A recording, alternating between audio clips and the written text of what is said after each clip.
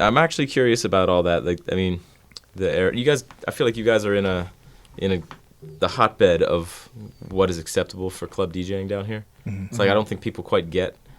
I think a lot of people don't understand the type of like the anxiety that people must go through coming into the market. Because I remember when I first came down here, it was just like, oh, I'm not prepared for this. I had no idea what was expected of me, and like that's actually why I listen to the podcast, is because I like when you guys talk about the dynamics of the inside perspective of the Vegas clubs. Because I think that people don't really quite get.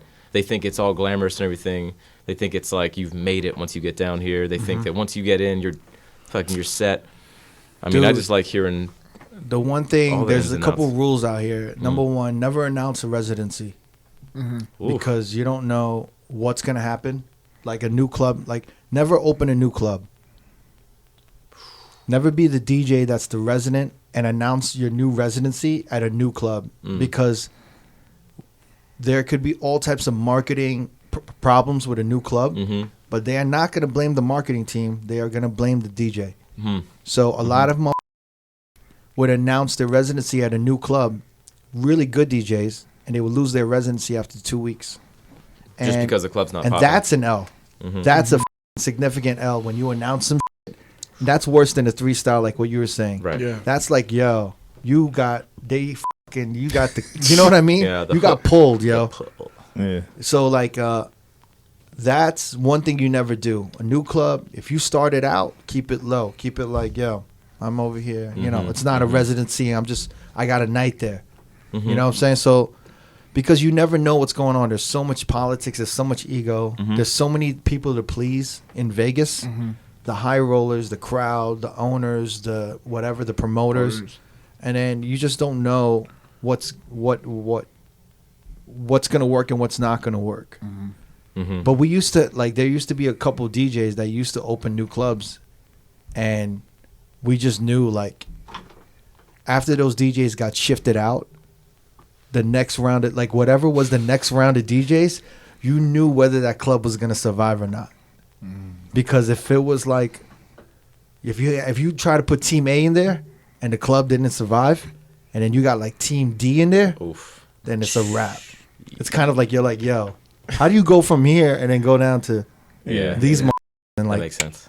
It's a wrap. You know what I mean? That makes sense. It's the same thing as that you'll see on the road. Like you'll see clubs bringing in certain type of talent, a certain rotation, and you'll get used to that level of rotation. And the second they're like, well, we kind of took a step back and we're booking a lot of like these guys. Man, when I first it became a little bit more publicly known that I was doing some bottle service spots, like early on, I think it may have even been around the time I started doing Tao. I had a guy who we all know say to me, so when you want to, first of all, well, he said to me, if you want to make it in this business, and what he meant by this business was bottle service, if you're going to make it in this business, you need to go out on your night off and go to every single club and go up to the tables and introduce yourself at the tables and say, I'm DJ so-and-so, and I just hope you have a good night, and buy him a drink maybe, and go to every club and meet the music director and introduce yourself. And I was like, you. It's like, if some motherfucker came up to me at a club when I'm trying to chill and they tried to like come out here with suit and tie on and introduce themselves, I'd be like, wrong way to do it, man. And so, and I remember like, it was also the way he delivered that little speech to me. It was just very much like, well, there's the difference right there, you know. I did not like that. Well, I would say like, and I get for a lot of people that works. Yeah, everyone's got their own style. A lot of that's really hard to navigate. You know, like the one thing I was horrible at is having a bunch of people in the DJ booth and having conversations with them and talk with them while DJing. You're doing stuff, yeah. Because I'm gonna be honest, like I'm not a talented DJ where I'm like coordinated and I could scratch and I could do all of these things. Like I have to really, really focus on what's the next song, how am I gonna play it, and I don't know. I really give it up to these DJs that can like Instagram themselves, talk with somebody, and do it. And you know what? Like Five is a really talented DJ, and he's like really good at juggling that marketing side. And he's also one of the coolest like cucumbers. Like a manager can come up to him, frantic and yelling, and 5 would be like, he's in that, he's done Tao for many years now. Mm-hmm. He's had many people come up to him, yelling at him, saying, do this, do that, do this, do that. He's just really calm. Yeah. And that's what, honestly, we've talked about this before. That's when you're ready to be a Vegas DJ. Or that's when you're going to get really tested, is when you got to juggle all of that bullshit. Yeah. Special skills. How do you not drink and how do you be sober when can you imagine the owner of the club comes in like, let's do a shot? You're like, I don't drink. I never got it either. Yeah. You know what I mean? Or like, this guy just sent you like a bottle of champagne, or like, this table is doing this, or you gotta really navigate through everything and It's crazy. Yep. Crazy. That's the thing about doing the Vegas clubs. Yeah.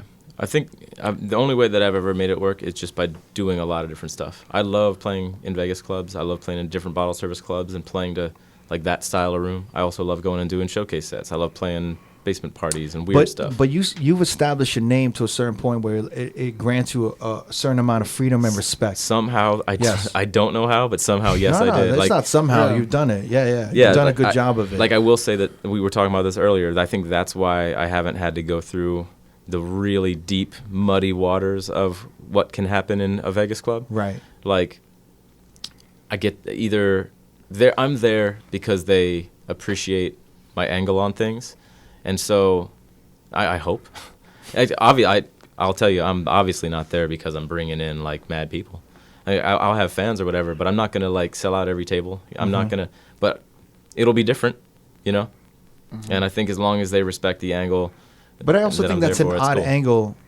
That it's kind of like I was talking to my boy about it before. I said, "Wow, these nightclubs got lazy because they're booking DJs to bring people. They're trying to book acts. That's to a book lot people. That's how LA is. Like you got to be able to sell X amount of tickets, or you can't DJ. Well, it's more like, what are we gonna do? We're gonna come up with clever marketing and have a good marketing strategy, or we have an unlimited Vegas bank account, and we're gonna throw money at these dudes that are gonna attract people. Do you know what I mean? And that's kind of the difference that we were talking about, like. And that's why the backbone of any nightclub is actually the resident DJ. It's the DJ who's like keeping people there till 4 a.m. And sometimes they don't notice that shit. And they've got to notice it. You know what I mean? Someone's got to notice that shit. And for that, that's why you're getting booked, Zach. Because in the end, you are keeping people there and creating a vibe. I'm sure that these clubs have run through a bunch of DJs. And there's, if they're landing on you, there's got to be a reason why, not just for the fact of your name that you've established, but the job that you do. Because there's a lot of with a name that can't do the job. They just want a Diplo, and they just had to settle for the cheaper blonde guy. Yeah, like from far away, they might squint. Well, first of all, you're not as beautiful as Diplo. I'll give you that one. Boy, it must have a lot of time in his day to work out. I mean, yeah.